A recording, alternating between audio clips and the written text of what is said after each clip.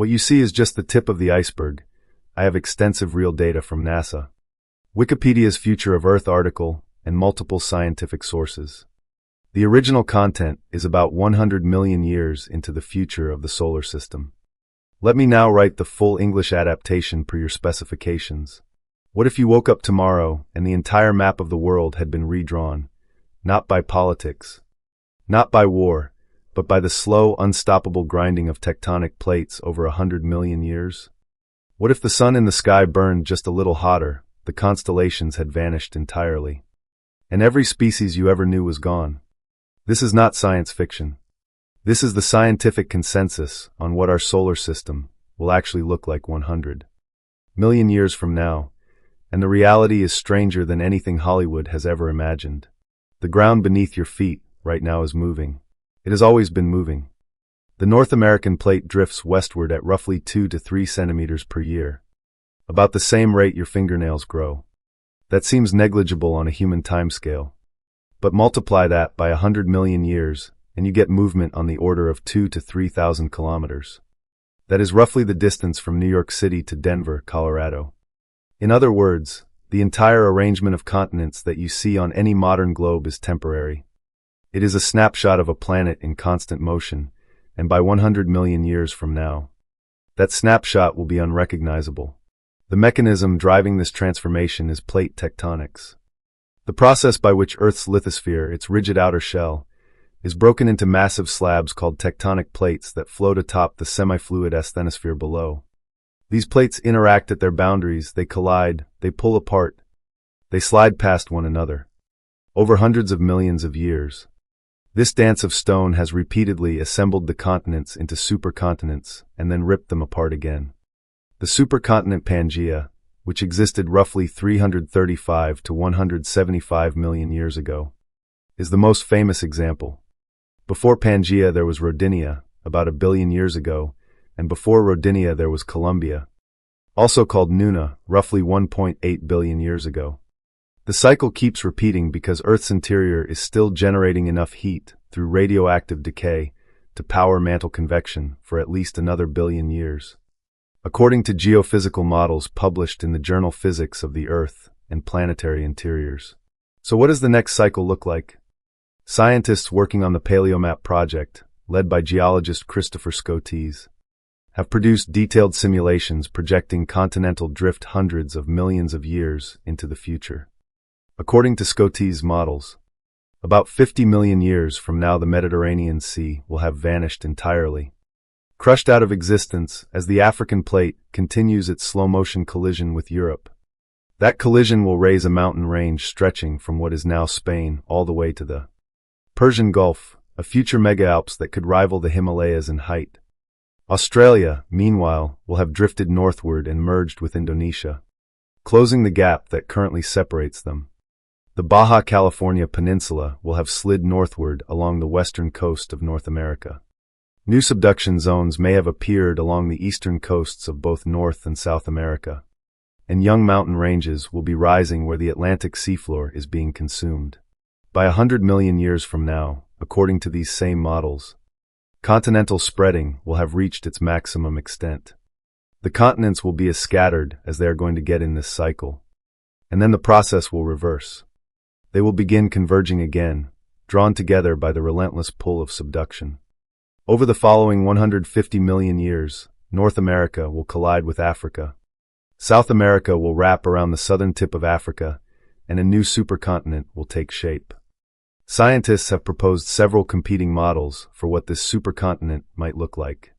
One scenario, called Pangaea Ultima or Pangaea Proxima, envisions the Atlantic Ocean closing up so that the Americas slam back into Africa and Eurasia, essentially recreating a Pangaea-like configuration.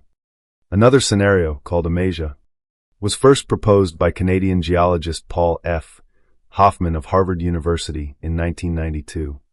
In this model, North and South America continue westward across the Pacific, pivot around Siberia, and merge with Asia in the northern hemisphere. A third scenario, called Nova Pangaea, has the Pacific closing while the Atlantic widens, producing a supercontinent centered on the other side of the globe from where Pangaea sat. A fourth, called Orica, imagines both the Atlantic and Pacific closing, with a new ocean opening through the middle of the current African plate, yielding a supercontinent assembled at the antipodes of Pangaea. Each of these scenarios is built on slightly different assumptions about which ocean basins will preferentially subduct, the younger Atlantic or the older Pacific, and about the behavior of existing subduction zones. But all of them agree on the fundamental point: the continents are going to come back together. The supercontinent cycle is as reliable as the seasons, just operating on a timescale of roughly 400 to 500 million years per full cycle. Now, what does this mean for life on Earth at the 100 million year mark? By that point, the continents are in the early stages of reassembly. The Atlantic may have begun to narrow, or the Pacific may be closing depending on which model proves correct. Either way, the world map is radically different from what we know. But the transformation of the map is only the beginning of the story, because continental configuration drives climate in profound ways. When continents cluster together, ocean circulation patterns change dramatically. Currents that once flowed freely between separated landmasses get blocked, redistributing heat around the globe in entirely new ways. The formation of a supercontinent typically raises enormous mountain chains along the collision zones, and those mountains alter atmospheric circulation. They block moisture-laden winds, creating vast rain shadows. The interior of a supercontinent, thousands of kilometers from the nearest coastline, tends to become an extreme desert. Imagine the Sahara, but continent-sized. At the same time, the enhanced weathering of all that freshly exposed rock draws carbon dioxide out of the atmosphere through chemical reactions between rainwater, CO2, and silicate minerals. This is the carbonate-silicate cycle, Earth's long-term thermostat. When more rock is exposed to weathering, more CO2 gets removed from the atmosphere. The greenhouse effect weakens and global temperatures drop. This is why supercontinent formation has historically been associated with ice ages. When Pangaea existed, Earth experienced the massive Karoo glaciation in the southern hemisphere. 100 million years from now, with continents still in transition, the climate will be in a complex state. The collision of Africa with Europe will already have eliminated the Mediterranean Sea, fundamentally changing wind and precipitation patterns across what we now call the Middle East and southern Europe. Australia's merger with Indonesia will have closed off equatorial ocean passages in the Indian Ocean basin, redirecting warm currents and potentially affecting monsoon patterns across half the globe. Antarctica, according to SCOTE's projections, may have begun migrating northward away from the South Pole. If Antarctica moves far enough from the polar region, its ice sheet, currently holding enough frozen water to raise global sea levels by about 58 meters if it all melted, will begin to disintegrate, combined with the loss of Greenland's ice sheet, which holds enough ice for roughly 7 meters of sea level rise. The total sea level increase could reach as much as 90 meters, or approximately 300 feet, above present levels. Coastal cities as we know them, New York, Los Angeles, Miami, Houston, San Francisco, would have been submerged long before the 100 million year mark. The flooding of low-lying continental margins would create vast shallow inland seas, transforming the climate of continental interiors by bringing marine moisture deeper into the landmass. But there is another factor pushing temperatures upward over this timescale, and it has nothing to do with Earth's geology.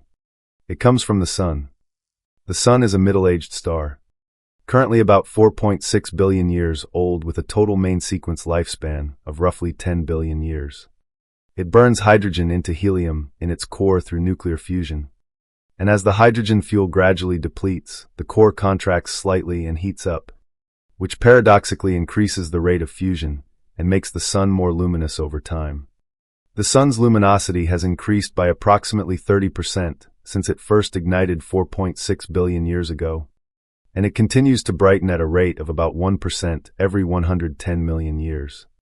According to data from stellar evolution models, and confirmed by observations of similar Sun-like stars at various life stages, 100 million years from now the Sun will be roughly 1% brighter than it is today. That may sound trivial, but Earth's climate system is exquisitely sensitive to changes in solar input. A 1% increase in solar luminosity translates to a measurable increase in Earth's average Surface temperature, potentially several degrees Fahrenheit, which compounds the effects of tectonic climate change. At the 100 million year mark, the Sun will be about 4.7 billion years old. It is still firmly in its main sequence phase, still burning hydrogen in its core in a stable and predictable way.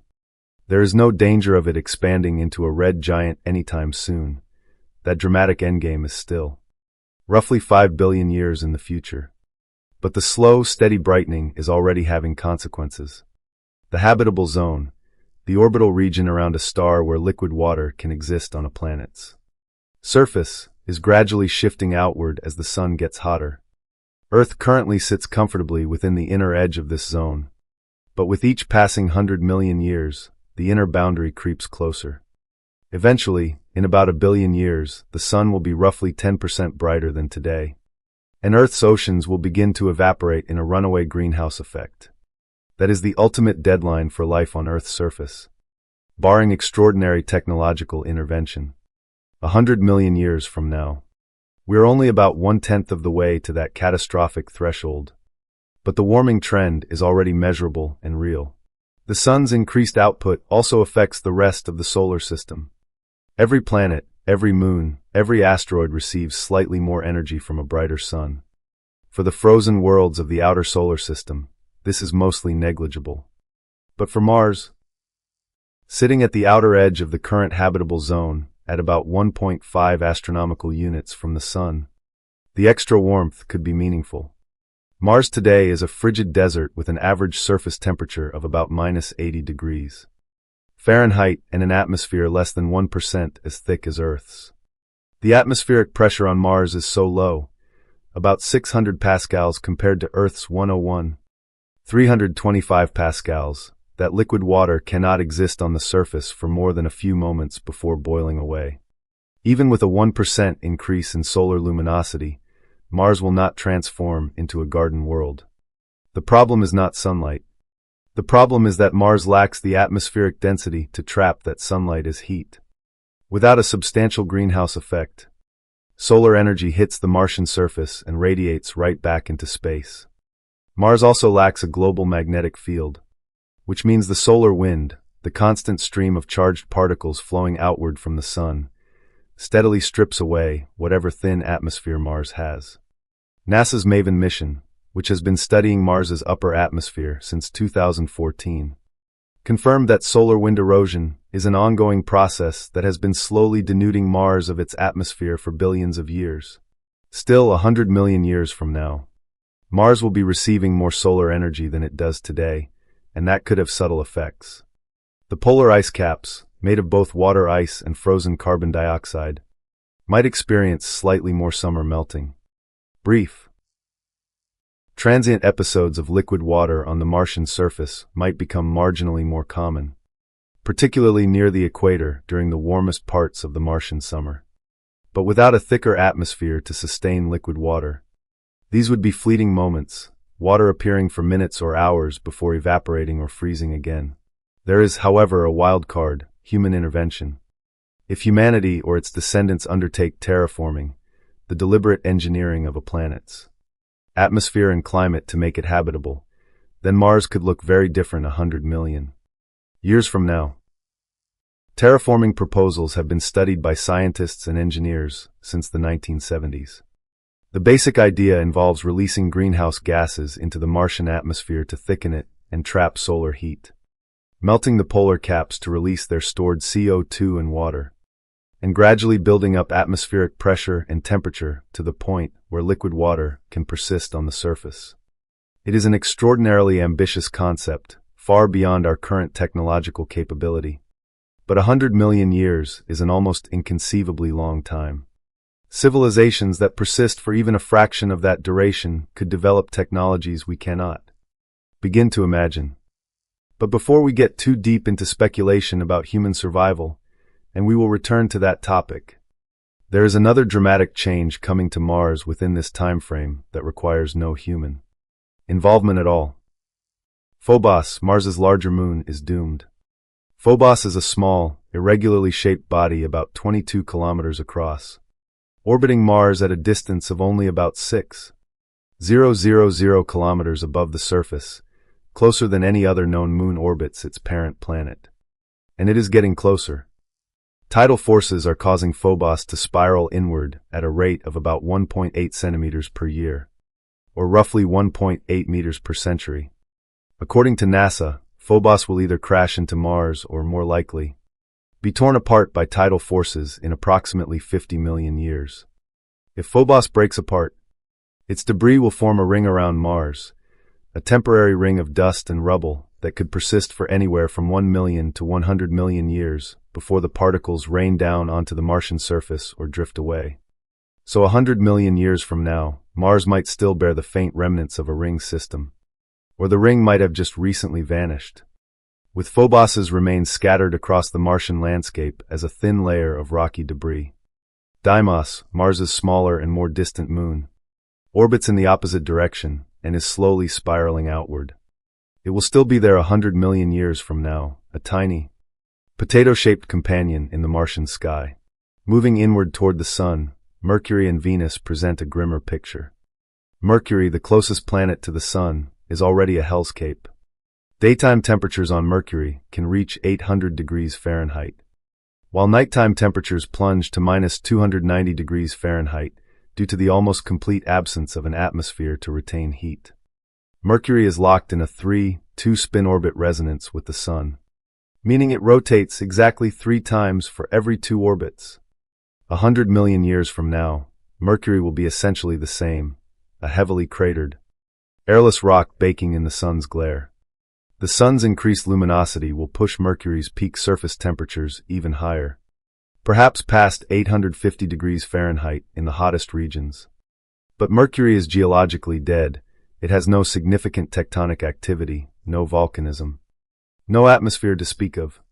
Its surface will be modified only by the occasional meteorite impact and by the slow thermal contraction that has been causing the planet to shrink over billions of years. Measurements from NASA's Messenger mission revealed that Mercury has contracted by about 7 kilometers in radius since its formation. And this process likely continues at an imperceptible pace. 100 million years from now, Mercury will be a slightly smaller, slightly hotter version of what it is today. Its ultimate fate, being swallowed by the Sun as it expands into a red giant, is still roughly 5 to 7.5 billion years away. Venus is even more hostile, often called Earth's twin because of its similar size and mass. Venus is in reality a vision of planetary hell. Its thick atmosphere, composed of 96.5% carbon dioxide with clouds of sulfuric acid, creates a runaway greenhouse effect that pushes surface temperatures to about 867 degrees Fahrenheit, hot enough to melt lead. The atmospheric pressure at the surface is about 92 times that of Earth, equivalent to being nearly a kilometer underwater in Earth's oceans. 100 million years from now, Venus will still be this way. The Sun's 1% increase in luminosity will add a trivial amount of heat to a planet that is already at the extreme end of the greenhouse spectrum. Venus's climate system is so far into runaway greenhouse territory that small changes in solar input make no practical difference. What might change on Venus is its surface geology. There is growing evidence that Venus is volcanically active today. Data from the European Space Agency's Venus Express orbiter and more recent analysis of Magellan radar images have revealed features consistent with recent volcanic eruptions. Venus's surface is geologically young. It has relatively few impact craters, suggesting that the entire surface was resurfaced by volcanic activity within the last 500 million years or so, according to research published in the Journal of Geophysical Research. This is sometimes called the global resurfacing hypothesis, the idea that Venus periodically undergoes catastrophic volcanic episodes that essentially pave over the entire planet with fresh lava. If this cycle continues, and there is no reason to think it would not, then sometime within the next 100 million years, Venus could experience another global resurfacing event. The planet's surface would be wiped clean of craters and reborn in a skin of fresh basalt. But the hellish temperatures, crushing pressure, and corrosive sulfuric acid clouds would remain unchanged. Venus 100 million years from now is still a place where no human or human-made machine could survive for long. The outer solar system tells a quieter story. Jupiter, the solar system's largest planet at 318 times Earth's mass, will be essentially unchanged. Jupiter is a gas giant composed primarily of hydrogen and helium, with no solid surface and no internal nuclear fusion. It radiates more heat than it receives from the Sun, about 1.67 times as much, due to the slow gravitational contraction of its interior, a process called Kelvin-Helmholtz heating. 100 million years from now, Jupiter will have cooled very slightly, but the change will be negligible on any scale perceptible to instruments. Its famous Great Red Spot, a massive anticyclonic storm that has been observed for centuries, may or may not still exist. The Great Red Spot has been shrinking in recent decades. It was once large enough to fit 3 Earths across, and is now closer to 1, and it is unclear whether it will persist for millions of years or dissipate and be replaced by other storms. Jupiter's atmosphere is perpetually turbulent, with bands of alternating east-west winds, lightning storms that dwarf anything on Earth, and complex vortex dynamics. 100 million years from now, the specific pattern of storms and bands will be different, but the overall character of Jupiter's atmosphere will be the same, a roiling, striped ball of gas with powerful winds and dramatic weather. Jupiter's moons are more interesting from a long-term perspective. The 4 Galilean moons, Io, Europa, Ganymede, and Callisto, are worlds in their own right, and their fates over the next 100 million years are shaped by their gravitational interactions with Jupiter and with each other. Io, the innermost Galilean moon, is the most volcanically active body in the solar system. Tidal heating caused by Jupiter's immense gravity, amplified by orbital resonances with Europa and Ganymede, generates enormous internal heat that drives hundreds of active volcanoes on Io's surface. This tidal heating is maintained by the Laplace resonance. Io orbits Jupiter exactly 4 times for every 2 orbits of Europa and every 1 orbit of Ganymede, a locked gravitational rhythm that continuously pumps energy into Io's interior. This resonance is stable over timescales of hundreds of millions of years. So 100 million years from now, Io will likely still be volcanically active, still spewing sulfur and silicate lava across its tortured surface. However, the cumulative loss of material through volcanic eruptions and atmospheric escape means Io will have lost a measurable fraction of its mass over that timescale, though not enough to fundamentally change its character. Europa is arguably the most scientifically exciting body in the solar system beyond Earth. Beneath its smooth, cracked ice shell lies a global ocean of liquid water, estimated to contain roughly twice the volume of all Earth's oceans combined. This ocean is kept liquid by the same tidal heating mechanism that drives Io's volcanism, though at a lower intensity since Europa is farther from Jupiter. The ice shell is estimated to be 15 to 25 kilometers thick, and the ocean beneath it may be 60 to 150 kilometers deep. NASA's Europa Clipper mission, launched in 2024, is designed to study this ocean world in unprecedented detail. 100 million years from now, Europa's ice shell will have been completely renewed many times over. The current surface of Europa is estimated to be only about 20 to 180 million years old based on crater counts, meaning the ice is constantly being recycled as cracks open, water from below wells up, and new ice freezes in place. This process of resurfacing will continue as long as the tidal heating persists, and the Laplace resonance that drives it shows no signs of breaking down on 100 million year timescales. So Europa 100 million years from now will look superficially similar to Europa today, a smooth, cracked ice ball, but every feature on its current surface will have been erased and replaced by new patterns of ridges, fractures, and chaos terrain. Ganymede, the largest moon in the solar system, larger even than the planet Mercury, has its own intrinsic magnetic field, the only moon known to possess one. This magnetic field is generated by convection in a liquid iron core, similar to Earth's dynamo. Over 100 million years, Ganymede's core will continue to cool, and its magnetic field may weaken somewhat, but it should still be present. Callisto, the outermost Galilean moon, is a heavily cratered world that appears to have been geologically dead for billions of years. It will remain essentially unchanged. Saturn's story is dominated by one dramatic transformation: the loss of its rings. Saturn's rings are among the most visually spectacular features in the solar system, vast sheets of ice particles ranging in size from tiny grains to house-sized boulders. Spread across a disk 282,000 kilometers in diameter, but only about 10 meters thick. But they are not permanent.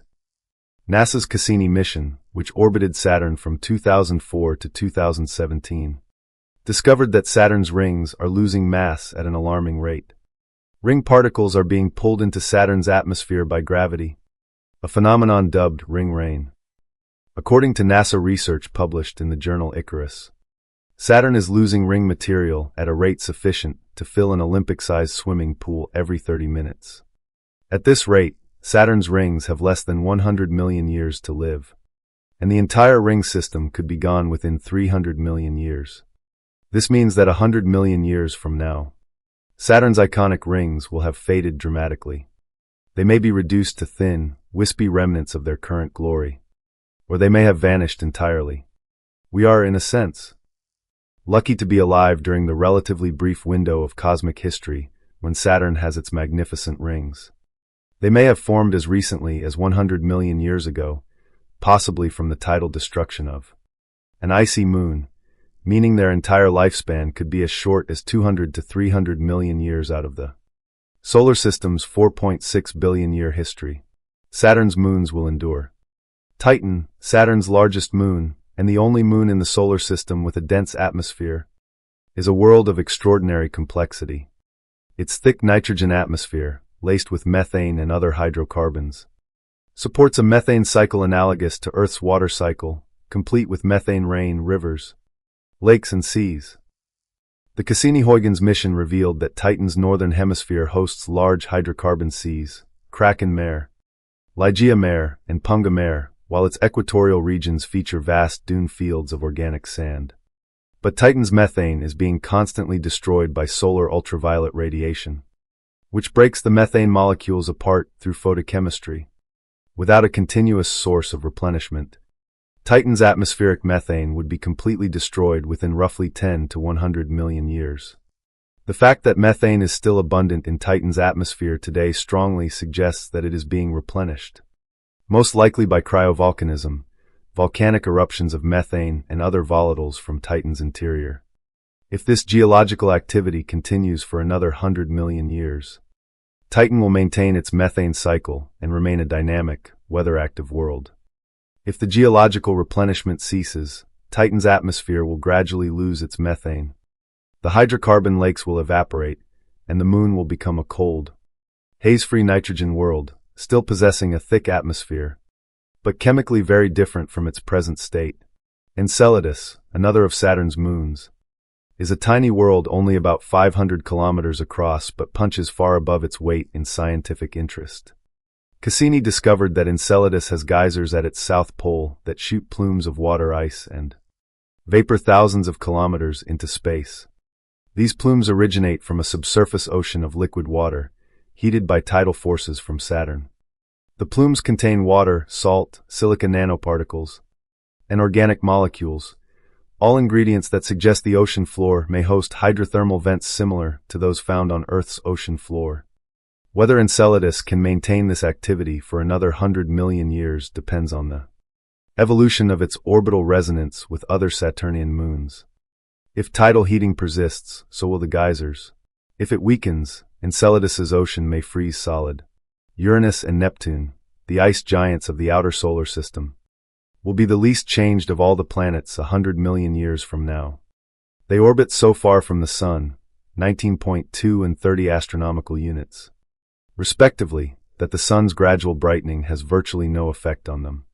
Uranus, famously tilted on its side with an axial tilt of about 98 degrees, will continue its bizarre seasons in which each pole alternately faces the Sun for roughly 42 years at a time.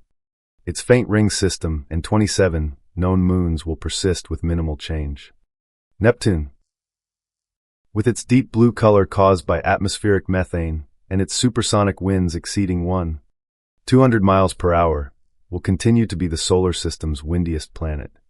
Its occasional dark spots, giant storm systems analogous to Jupiter's Great Red Spot, but shorter-lived, will come and go as they always have. Neptune's largest moon, Triton, orbits in the retrograde direction, suggesting it was captured from the Kuiper belt rather than forming in place. Tidal interactions are causing Triton to spiral slowly inward toward Neptune. But the timescale for Triton's destruction is measured in billions of years, not hundreds of millions. 100 million years from now, Triton will still be orbiting Neptune, still erupting nitrogen geysers from its frozen surface, still bearing its pinkish ice cap of nitrogen frost. Beyond the planets, the solar system is populated by vast populations of small bodies, asteroids, comets, and trans-Neptunian objects, and their collective evolution over 100 million years is both subtle and consequential. The asteroid belt, located between Mars and Jupiter at roughly 2.1 to 3.3 astronomical units from the Sun, contains millions of rocky and metallic bodies. The largest series is about 940 kilometers in diameter, but most are much smaller. Jupiter's gravitational influence dominates the asteroid belt, creating the Kirkwood gaps, regions where orbital resonances with Jupiter have cleared out asteroids by perturbing their orbits until they were ejected or sent crashing into other bodies. According to NASA's Jet Propulsion Laboratory, the primary Kirkwood gaps correspond to the 3, 1, 5, 2, 7, 3, and 2, 1 mean motion resonances with Jupiter. Over 100 million years, Jupiter will continue to sculpt the asteroid belt, widening these gaps and ejecting more bodies into planet-crossing orbits. This has direct implications for Earth. Asteroids perturbed by Jupiter's gravity can end up on trajectories that cross Earth's orbit, making them potential impactors. The statistical frequency of large asteroid impacts on Earth is well studied. The mean time between major impacts, defined as strikes by objects 5 to 10 kilometers in diameter, large enough to cause global environmental catastrophe and mass extinction, is estimated at roughly 100 million years. The most famous such event is the Chicxulub impact 66 million years ago, when an asteroid roughly 10 to 15 kilometers across struck what is now the Yucatan Peninsula of Mexico, ending the age of the dinosaurs and killing approximately 75% of all species on Earth. The impactor left a crater about 180 kilometers in diameter and released energy equivalent to roughly 72 trillion tons of TNT, more than 1 billion times the combined yield of every nuclear weapon ever built. The impact threw so much dust and sulfur into the atmosphere that sunlight was blocked for months. Temperatures plunged by about 15 degrees Celsius, and photosynthesis essentially stopped. It took millions of years for the biosphere to recover. Statistically, a similar impact is possible, perhaps even likely, within the next 100 million years. It is not guaranteed. The timing of impacts is random and follows a Poisson distribution. But the probability of at least one Chicxulub scale event occurring within 100 million year window is substantial. And there are smaller but still devastating impacts to consider as well. Objects in the 1 to 2 kilometer range strike Earth roughly every 500,000 to million years and can cause regional devastation, tsunamis, temporary climate disruption, and significant biodiversity loss. Over 100 million years, hundreds of such events will have occurred. Comets represent another class of threat. Most comets originate in one of two reservoirs, the Kuiper belt, a disk of icy bodies beyond Neptune's orbit extending from about 30 to 50 astronomical units, and the Oort cloud, a hypothetical spherical shell of comets extending from roughly 2,000 to 100,000 astronomical units, nearly halfway to the nearest star. The Oort cloud is estimated to contain trillions of icy bodies, and they are occasionally perturbed into the inner solar system by the gravitational influence of passing stars, giant molecular clouds, and the tidal force of the Milky Way galaxy itself.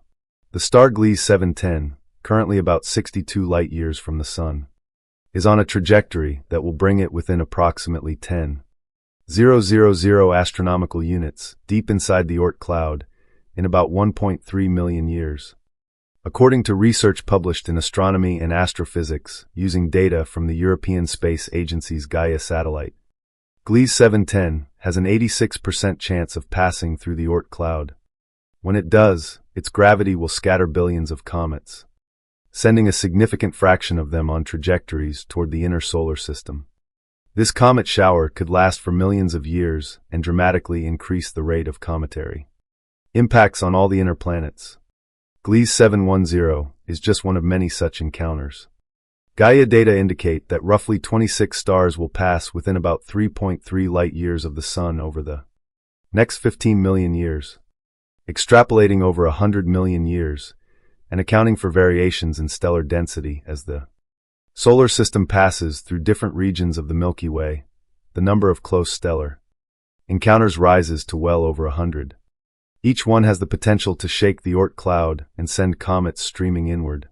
This brings us to the solar system's relationship with the Milky Way galaxy, a relationship that plays out on scales both grand and consequential.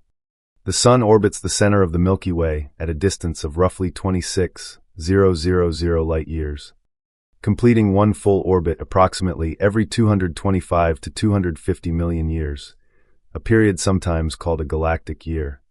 The Sun's orbital speed is about 514,000 miles per hour. 100 million years from now, the Sun will have completed roughly 40 to 45% of a galactic orbit, traveling to a completely different region of the galaxy.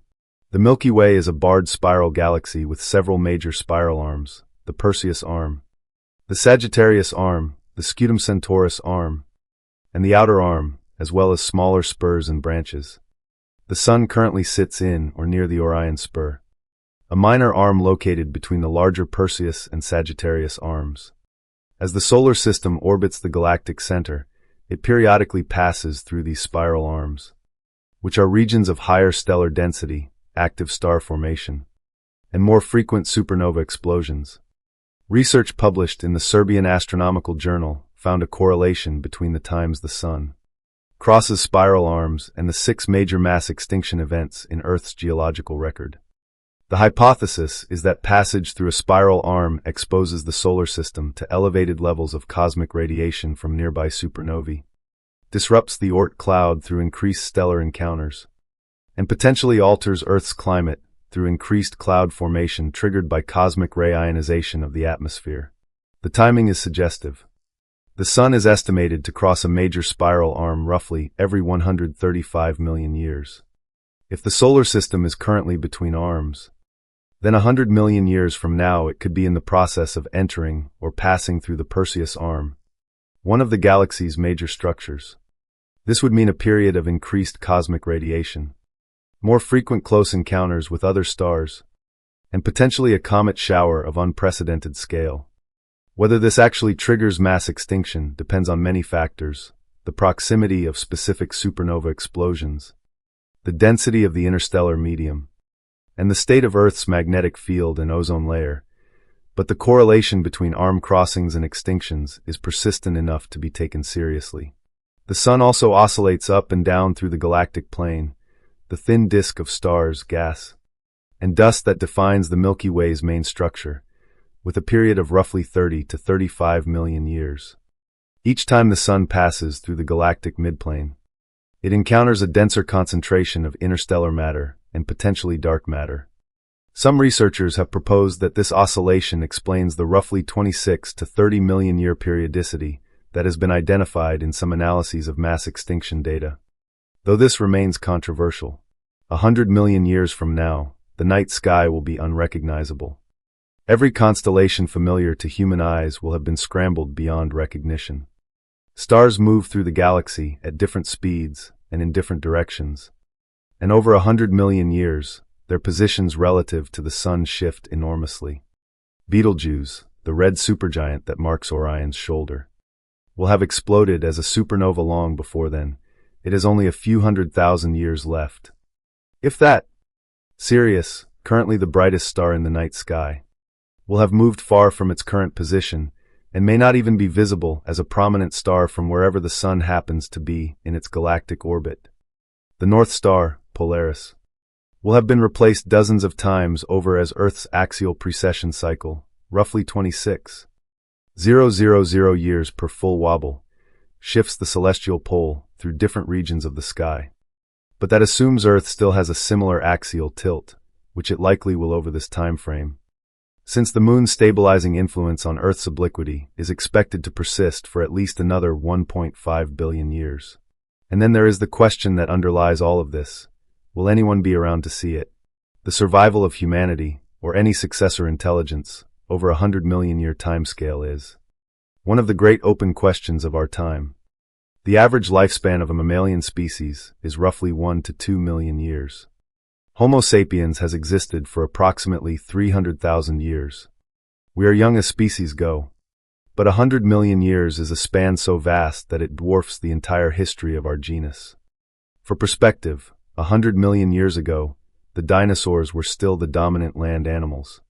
Tyrannosaurus rex, Triceratops, and Velociraptor had not yet evolved. The mammals of that era were mostly small, nocturnal, and insignificant. The entire rise, diversification, and dominance of mammals, including the evolution of primates, great apes, early hominids, and finally modern humans, has occurred within the last 66 million years.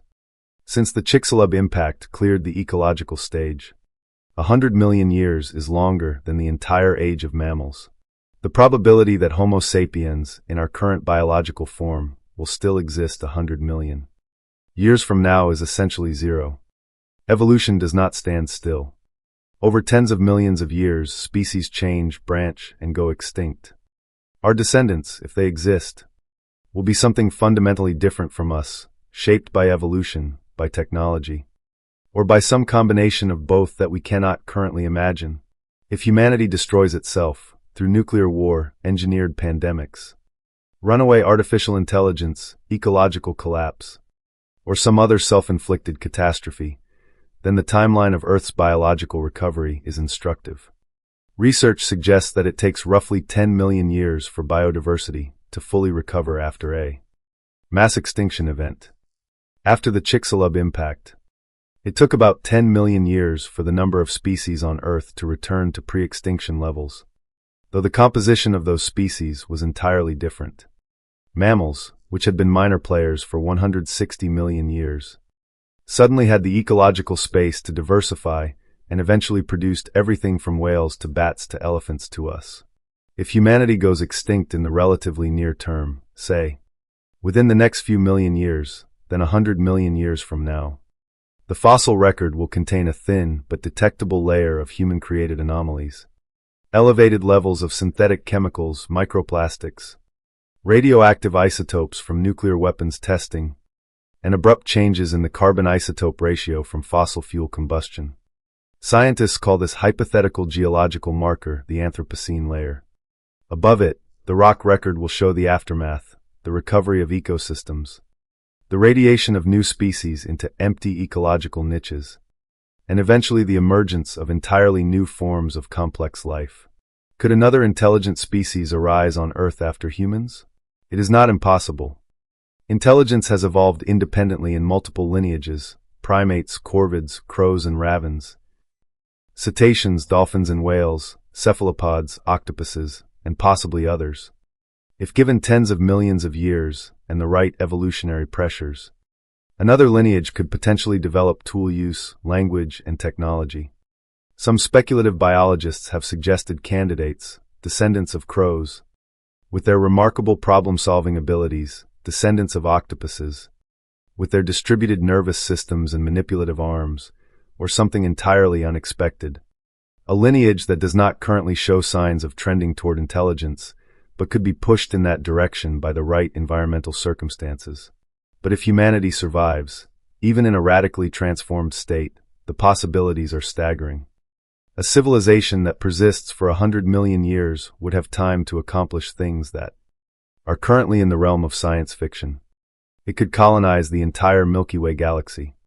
At even a modest fraction of the speed of light, a civilization could spread across the galaxy's 100,000 light-year diameter in 10 to 20 million years.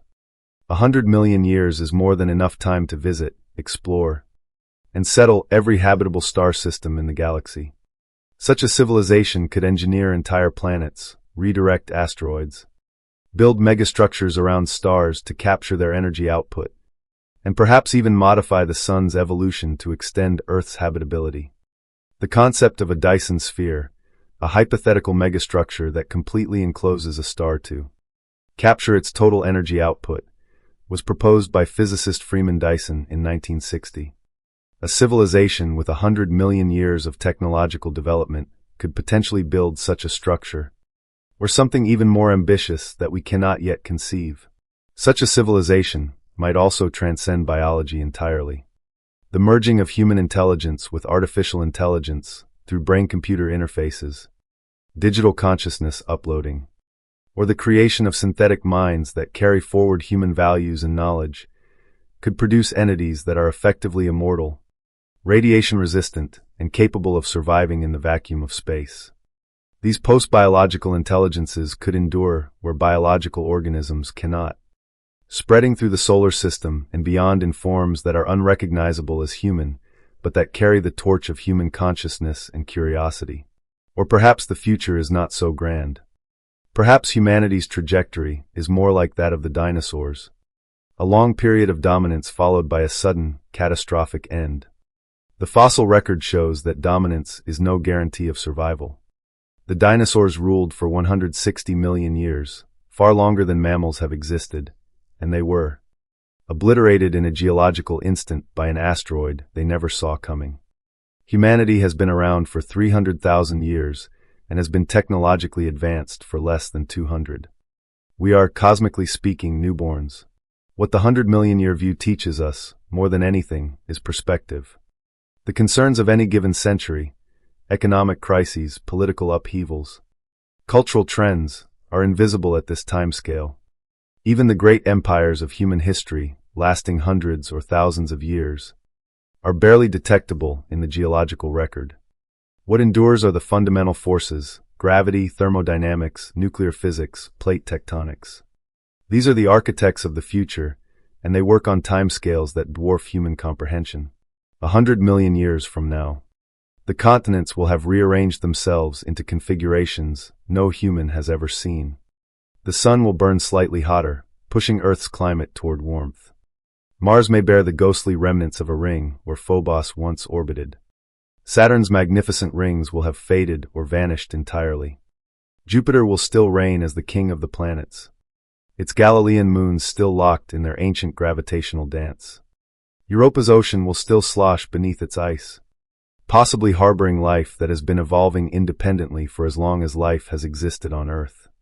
Uranus and Neptune will drift in their distant orbits, cold and serene, barely noticing the passage of a mere 100 million years. The asteroid belt will have been further thinned by Jupiter's gravitational harassment, and at least one major impactor will have struck Earth, potentially reshaping the course of evolution as dramatically as the Chicxulub asteroid did 66 million years ago. The solar system will have traversed nearly half a galactic orbit, passing through regions of the Milky Way that no human has ever seen from a telescope, and the night sky will display constellations that no mythology has ever named. Whether human eyes, or their equivalent, will be there to witness any of this remains the deepest uncertainty of all. But the fact that we can ask the question, that we can marshal the tools of science to peer 100 million years into the future and sketch a plausible portrait of what we would find, is itself a remarkable achievement. It is a testament to the power of human curiosity and the accumulated knowledge of generations of scientists, astronomers, geologists, and biologists who have dedicated their lives to understanding how the universe works. The universe does not care whether we survive. The tectonic plates will grind on whether there are humans to study them or not. The sun will brighten on its own schedule regardless of what happens on the third rock from it. The asteroids will continue their silent orbits, occasionally colliding, occasionally threatening, indifferent to the civilizations that may or may not exist in their path. But we care. We care because we are the first species on this planet, and possibly the first in this region of the galaxy, to understand these processes, to predict these outcomes, and to contemplate, however humbly, our place in the vast sweep of cosmic time. And if we are wise, if we are careful, if we are brave enough to extend our reach beyond this single fragile world, then perhaps, Just perhaps, our descendants will still be out there 100 million years from now. Looking back at this moment and marveling at how far they have come from a species that once gazed up at the stars and dared to imagine the future.